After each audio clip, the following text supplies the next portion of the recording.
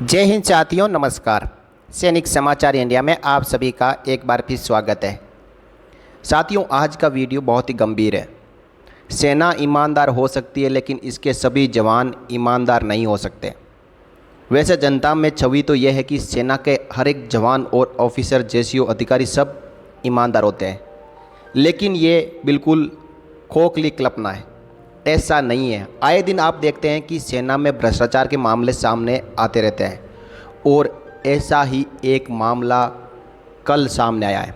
साथियों, यह मामला शुरू हुआ था 2017 में, लेकिन कल इसके ऊपर फाइनल जजमेंट यानी कोर्ट मार्शल हुआ है, और वो भी हुआ है एक साथ 7 जवानों का। साथियों, आप और हम इलाज के लिए सेना के अस्पताल हो चाहे ECHS हो, वहाँ पे जाते हैं।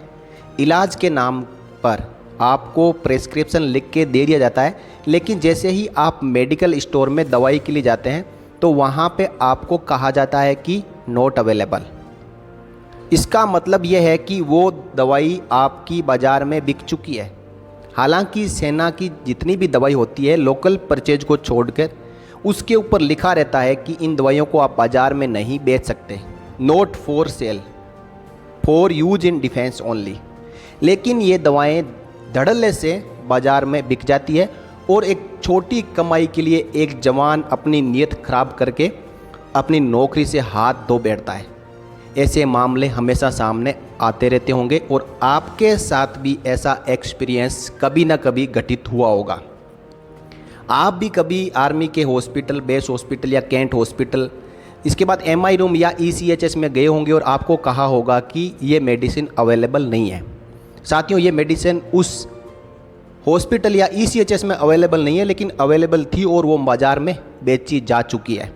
साथियों, इसमें जो 7 जवानों को कोर्ट मार्शल हुआ है, वो सज़ा बहुत ही कम है। इनको सीधा के सीधा फांसी की सज़ा होनी चाहिए थी, ताकि देश में एक और सेना में एक मैसेज जाता कि आज के बाद एक भी गोली दवाई कोई मार्केट में ना बेचे।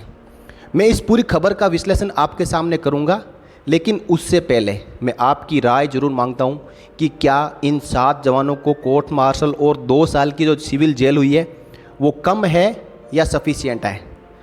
अब आइए चलते हैं खबर पर। ये खबर कल के दिन में देश के तमाम मीडिया चैनल्स, समाचार पत्रों और हर एक प्लेटफॉर्म द्वारा प्रकाशित की गई है, और ये सेना के लिए शर्म की बात है।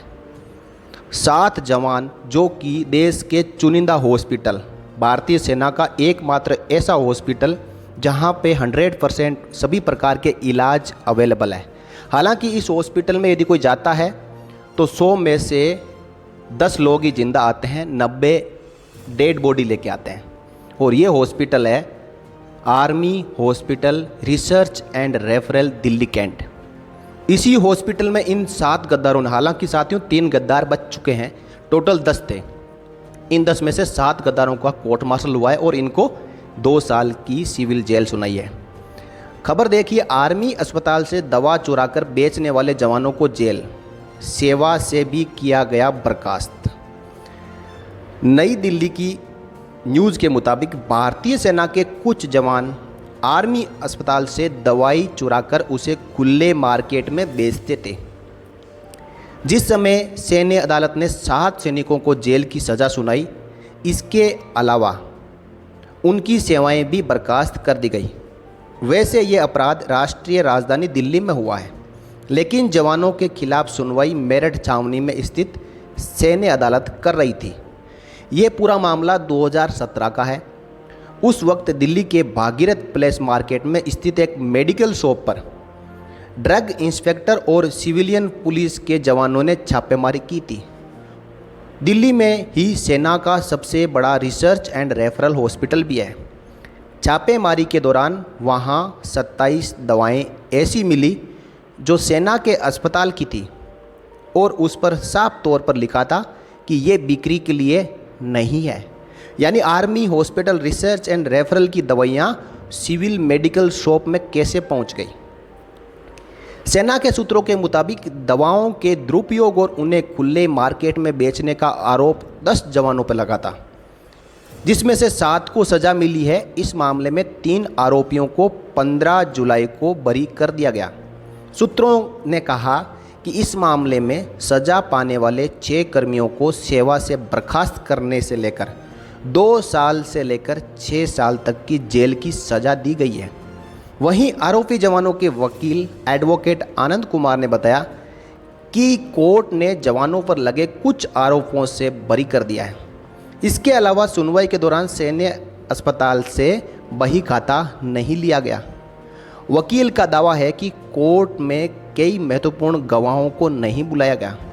ऐसे में वो कानून प्रक्रियाओं का पालन करते हुए सैन्य अदालत के फैसले को उच्च न्यायालय में चुनौती देंगे। साथियों, सेना में जो भी जवान नौकरी कर चुका है वो इस चीज़ से वाकिफ़ है कि ये घोटाला होते हुए आ रहा है और आगे भी होता रहेगा। इस पे लगाम लगाने के लिए कम से कम फांसी की सज़ा मिलनी चाहिए, नहीं तो ये जो हौसला है ऐसे ही बुलंद रहेगा। अब वो हाई कोर्ट में चुनौती दे या सुप्रीम कोर्ट में चुनौती दे, दवाइयाँ बाज़ार में बिकती है।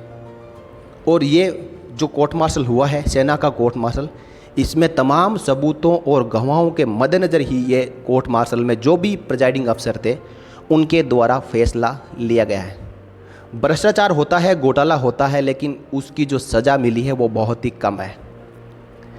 साथियों, एक देश के नामी अस्पताल जो हमारे सेना का सबसे बड़ा अस्पताल कहा जाता है, army hospital research and referral, उसमें यदि ये काम हो रहा है तो छोटे अस्पतालों की तो कोई जाके चेक ही नहीं करता। कितने प्रकार की दवाइयाँ मार्केट में बिकती होगी जो आर्मी से रिलेटेड होती है। वो दवाइयाँ एक जवान, एक उसकी फैमिली, उसके बच्चों, उसके माता पिता के किसी इलाज में काम आनी चाहिए थी, लेकिन वो हॉस्पिटल से निकल के बाज़ार में पहुंच गई और उस जवान के माता पिता और परिवार के जो मेंबर जिसको इलाज चाहिए था उसको नहीं मिले। नहीं मिलने से हो सकता है कि वो अपनी जान से हाथ गंवा बैठे होंगे और उसकी जान का आरोप भी इन जवानों के ऊपर लगना चाहिए।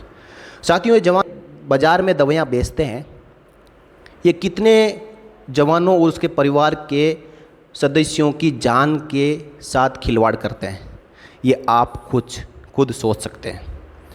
साथियों, ये खबर इतनी वायरल कर दो कि हर एक अधिकारी और जो जांच और ड्रग इंस्पेक्टर्स के पास पहुंच जाए। और मैं देश के तमाम ड्रग इंस्पेक्टर्स से मैं रिक्वेस्ट करता हूं कि आप जितने भी आर्मी हॉस्पिटल्स, बेस हॉस्पिटल्स है उनके आसपास, यहाँ तक कि ECHS में, साथियों ECHS में हर एक दवाई बाहर बिक जाती है और जो वेटरन्स है उनको दवाइयाँ नहीं मिल पाती है। इन हॉस्पिटलों के आसपास के 10 किलोमीटर के एरिया में आप मेडिकल स्टोर्स पर छापा मारें, आपको आर्मी से रिलेटेड दवाइयाँ वहाँ पे ज़रूर मिलेगी। तो साथियों, इस वीडियो को बहुत ही ज़्यादा शेयर करें और इस वीडियो में इतना ही। मिलते हैं अगले वीडियो में एक और ब्रेकिंग के साथ। तब तक के लिए जय हिंद, जय भारत, वंदे मातरम।